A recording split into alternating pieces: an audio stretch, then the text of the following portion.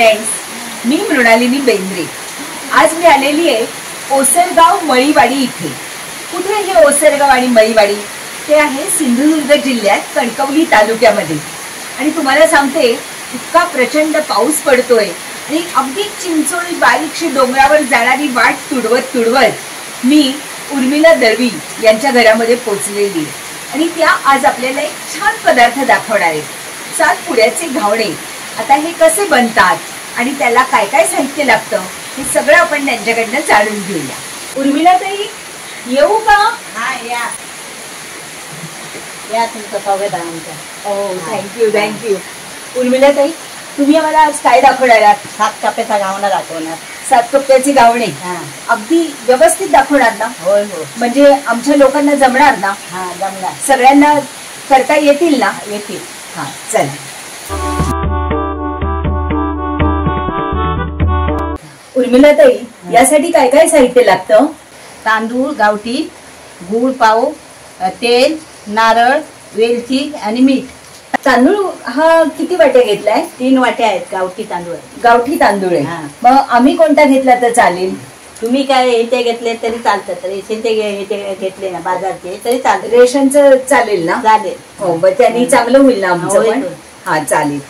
या 3 वाट्या तांदळाचं काय करायचं? हे 3 वाट्या तांदूळ भिजत घालायचे रात्री रात्री रात्री भिजत घालायचे आणि ते सकाळी धुवून घ्यायचे। हा। धुवून घ्यायचे आणि मग ते मिक्सरला लावायचे।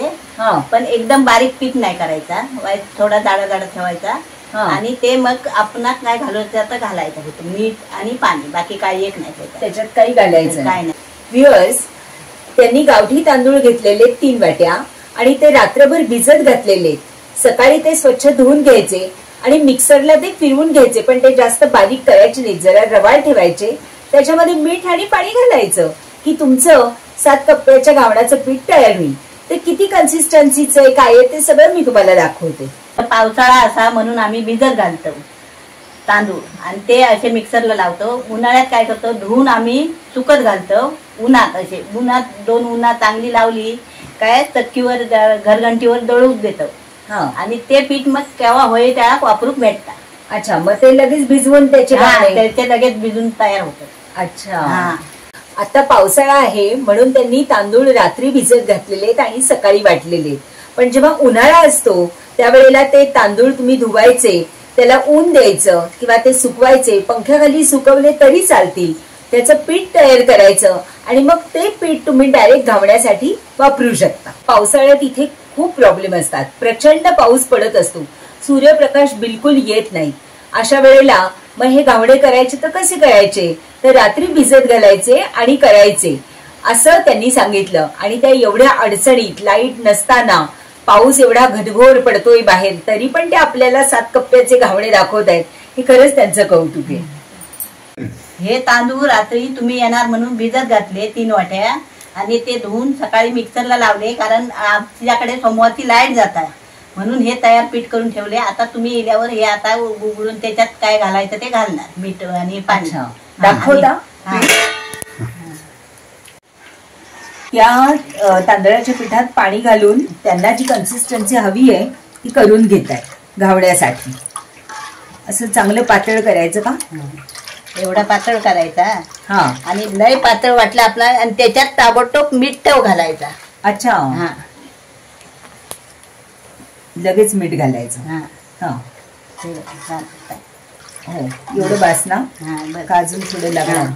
अच्छा, अगदी पातळ पाणी करायचं। पातळ म्हणजे ते पातळ येते तेवढे बरे ना। अच्छा, एकदम जाड जाड चांगलं नाही लागत। हो, हे बघा व्ह्यूअर्स, हे अगदी पातळ आहे, म्हणजे तुम्हाला सांगते चहा सारखं पातळ आहे, अगदी करेक्ट कन्सिस्टन्सी, घट्ट चहा नाही, पाण्यातला जो पातळ चहा असतो ना तितकं हे पातळ केलेलं आहे। म्हणजे काय होईल, आपले 7 कप्प्याचे घावणे ना ते पण छान पातळ आणि खायला चांगले लागतात। हे आता ढाकून ठेवते आणि आता चून बनवायला तयार करून घेते। हो, चून म्हणजे सारण ना? होय होय, सारण, मोदकाचा सारण बनवतात तसाच हे 7 कप्प्याच्या घावण्याचा सारण बनवतात। हो, आता कोकणात राहून कळायला लागलंय मला, चून म्हणजे सारण। अच्छा, मस्त आहे हो तुमचा कोयता। पाणी काढलं. हे पाणी तुम्ही त्याच्यात वापरता? नाही नाही, ते आम्ही पितो पाणी. पितो? हा. मग मला देता? हा. मी पिऊ? हा, पिवा पिवा. मला खूप आवडतं. Thank you thank you.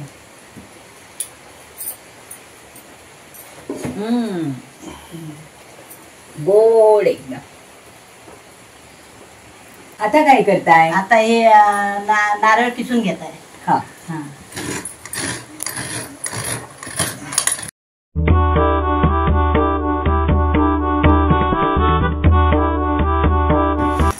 बरोबर कमाले. उर्मिला त्यांनी 5 मिनिटात 2 बकलं खाऊन पण टाकली. हे आता गुळ कापून घेणार. हा. बघा, हा असा कडकसर गुळ त्या विळीवरती किती सफाईने कापून घेत आहे.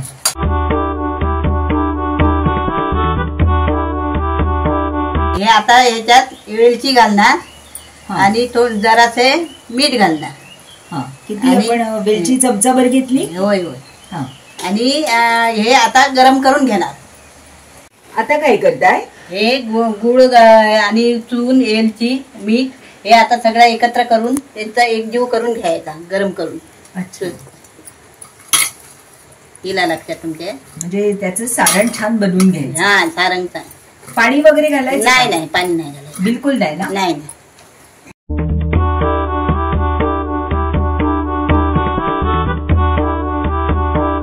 उर्मिलाताई म्हणल्या की खोबरं रसदार असतं ना, मग त्याच्यामध्ये गुळ बरोबर विरघळतो त्या खोबऱ्याच्या रसामध्ये आणि ती वेलची पावडर ते सगळं ते एकत्र मिळून येतं. त्याचं छान सारण तयार होतं, म्हणजे चून तयार होतं.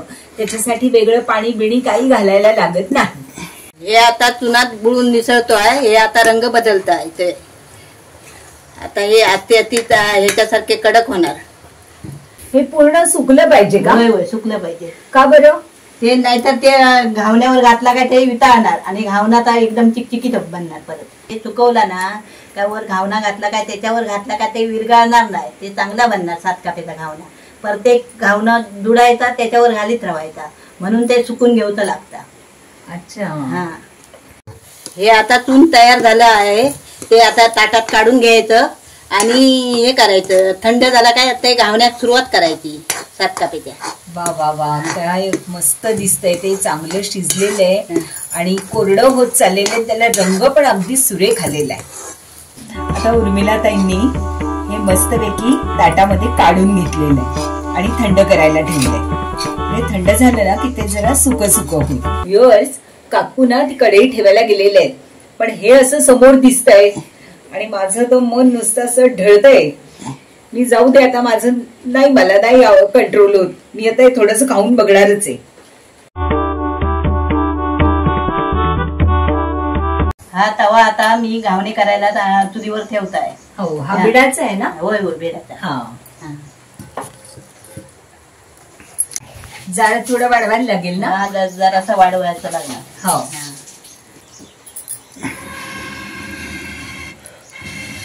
हे आता तवा गरम झाला असा, त्याला आता तेल लावून घेणार.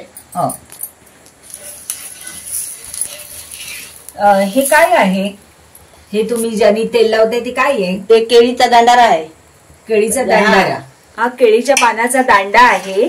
तर हा ह्यानी त्यात तेल लावतायत. आयडिया आहे. घ्या.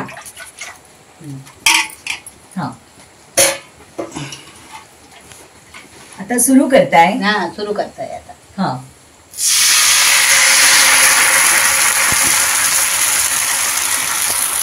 त्यांनी तांदळाचं भिजवलेलं पातळ केलेलं दळलेलं पीठ तव्यावरती घातलेलं आहे आणि मग त्याच्यावरती ताट ठेवलेलं आहे.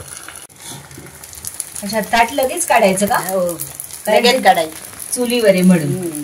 अच्छा. हे आता चून ह्या घावण्यावर घालणार. हा हा. पूर्ण पसरायचं का? नाही, अर्धच घालायचं? अर्धा घालायचं. अर्धा घालायचा आणि ते परतायचं. अच्छा, परतायचं. दाखवा बरं.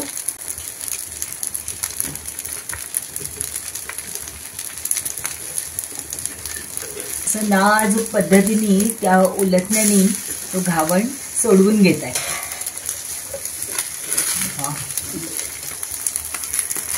अच्छा, हा असा त्याच्यावरती प्रेस करायचा करंजी सारखा. ओके. ह्याचे 7 कप्पे कुठे तो? 7 कप्पे म्हणजे आता हे बाजू घावना घातला काय हे बाजूचा हे बाजू परतायचा. अच्छा दाखवा बरं. आता हे साईड घालायचा काय परत परतून इकडे टाकला ना काय त्या साईड घालायचा. अच्छा दाखवा मला बघायलाच लागेल.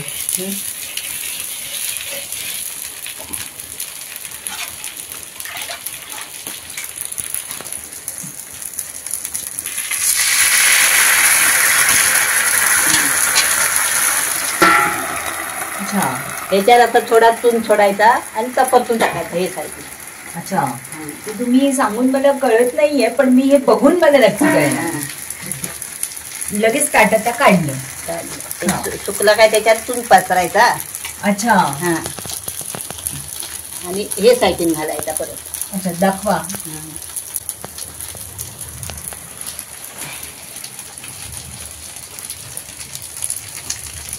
पहिल्यांदा अख्खा घावणा घातला मग त्याच्यावरती त्यांनी चून पसरलं सारण पसरलं मग तो फोल्ड केला करंजी सारखा. मग उरलेल्या अर्ध्या भागामध्ये पीठ घातलं आणि तो घावण शिजायला आल्यावरती त्याच्यावरती सारण पसरलं आणि आता अच्छा आता हा त्यांनी उलटला. बर ओके. जरा त्यांनी खरपूस भाजलेला आहे हा. हे सगळं पटपट करायला लागत असेल नाही? होय पटपट म्हणजे ते कसं आहे आग जास्त सुद्धा होता नाही ना. हो मग ते जळेल.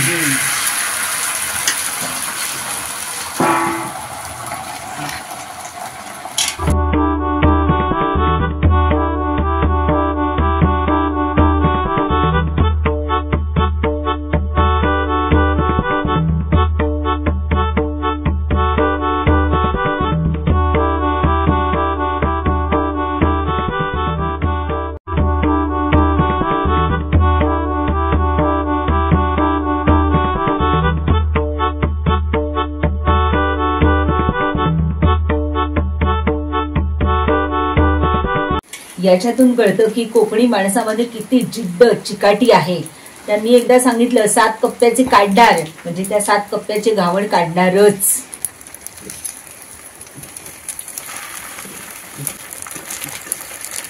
आता 5 कप्पे झाले आहे. आता 2 अजून कप्पे बनायचे आहे. हा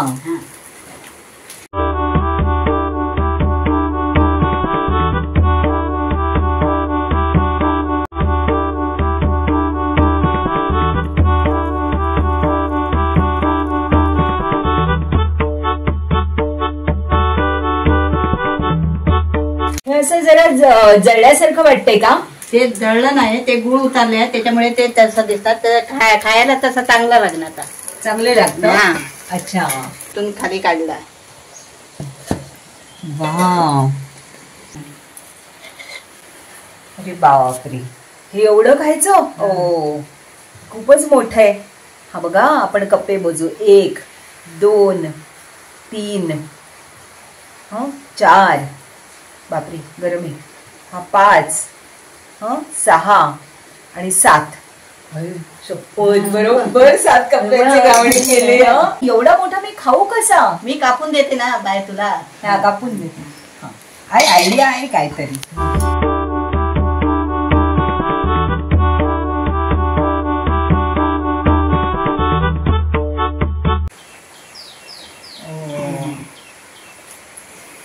मस्त वाटते मला खायला. हे गरम आहे आणि थेट चुलीवर आलेले. बनाट मस्त एकदम छान झालेले. खूपच सुंदर. आवडला ना तुला बाय? उर्मिला ताई खूप थँक्यू. तुम्ही इतक्या गोड आहात ना. तुम्ही तुमच्यासारखाच मला गोड पदार्थ शिकवलाय. खरं तुमच्या हाताची किती चुंबन घ्यावी तेवढी कमी.